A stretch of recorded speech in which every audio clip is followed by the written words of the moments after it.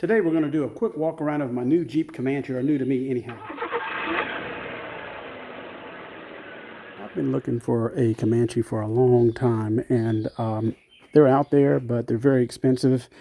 And I happened to come across this one pretty cheap. It was on Facebook Marketplace, and sold, and it wasn't sold, then it was sold again. And it's one of those deals where I just kind of got lucky, and I called him, happened to message the guy one more time and say, hey, are you sure? And he said, come on and get it. So that's what I did. It's a couple of hours drive. And when I got there, the pictures that was on Facebook did not show it did not have a tailgate. So this was a kind of a stickler. And you know, the tailgates on these things are iconic, and they're very sought after. That helped me negotiate the price way down. I got this unit for less than $1,000. All right, so here she is, the 1991 Jeep Comanche. It is a two-wheel drive version. It is a special 50th anniversary. It says 4.0 liter, high output, 190 horsepower. I've never seen that on one of these. And it looks like it has some either some XJ doors or a different year door here. This one doesn't shut all the way. And there's the roof, looks in pretty good shape. It looks like it has a newer model XJ hood on it, which is fine. And the bed, this side of the bed, as you can see, is in really good shape. Fender over here is in really good shape. The front end is in decent shape. It's got a aftermarket, looks like a bull bar of some sort. That will probably come off or have to get fixed. Grill's in really good shape. Now we get around to the other side, and front is in really good shape. Again, a door from, looks like either a different year Comanche or XJ. This door missing the card, but does come down. And this is where the bed gets a little messed up. The inside of the bed's in really good shape. Doesn't look like it's got a lot of wear on it. And nothing dented here, meaning nothing's pushed in. There's your rear glass window, which was sliding factory. I think to this part, this is where it kind of messed up a little bit. There's a dent here, and this is really mangled up. Okay. Broken tail light. Those are extremely rare, but I'm going to show you something in a minute. Missing the tailgate. That's a biggie. But I do have another tailgate that I bought, you'll see. Aftermarket bumper, that's pretty heavy duty. Again, the bed is in really good shape, except for the part that was welded. We can fix that.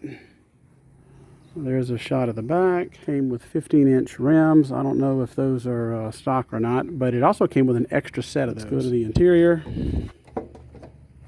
Okay, the factory interior looks, it's seen better days, but it is a 5-speed, AX15.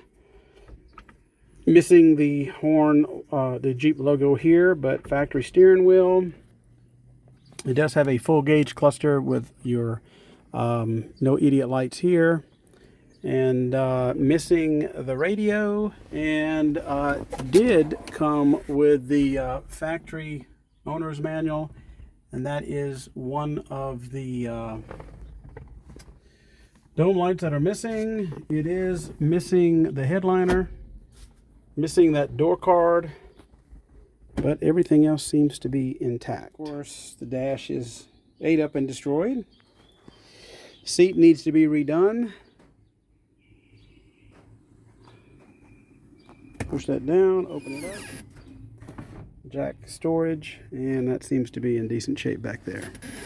Missing the top piece right here, and you can see I need some interior parts. Some of these you can get off of an XJ, but some you cannot. And we'll go around to the engine, and as you saw from the sticker, it is the venerable 4.0 Jeep AMC motor. I'm very familiar with these. This is not OBD2. This is, I guess, a Renix. I think you say it. There's a computer there. As you can see, the computer is from 1990. So this is fairly unmolested, which was one of the selling points. Looks looks pretty much all original. Maybe they put a new power steering cap on there, but it does run, and it does run well. The only thing is that first gear in the transmission is screwed up. Somebody did a tune-up on it recently, and maybe a new oil pressure sender. It is a factory AC car or truck. That is not on my XJ. I've never seen that before. So anyhow, this blower motor is bad. That's going to be my first repair on it. I've already got one in from Rock Auto. On an XJ, the accumulator dryer, which on this model is way down here, is right here. So it's a lot harder to change the accumulator dryer on an XJ, at least on 97 through 2001. Let me show you the frame rails on this thing. Hardly any rust. In case you didn't know, on a Comanche, the rear part is a body on frame, just like a pickup truck, but the front is a unibody, like an XJ. As you can see, these frame rails are solid, and so are the floor pans. So I really lucked out with this unit. I mean, yes, it needs some work, but looks like we had some natural oil protection from that transmission. That transmission's coming out. I've already ordered a rebuilt one, and we'll talk about that on a later video. But the frame rails on this thing were really solid. It's an AX15 manual, and let's see if we can get her cranked. It even came with a good battery. It was dead. I charged it overnight. Worked good. So put the key in, clutch down, neutral. It cranks right up. It doesn't miss. The check engine light is over here. It does work, but there is no check engine light. Brake is on. It's got good oil pressure, if that's correct. I've already checked the gas gauge works. Alternator works. All the gauges work except for the speedometer. That does not work. I think it's the speed sensor. Even the factory LED clock there works. All the lights work. And 4.0 purrs like a kitten.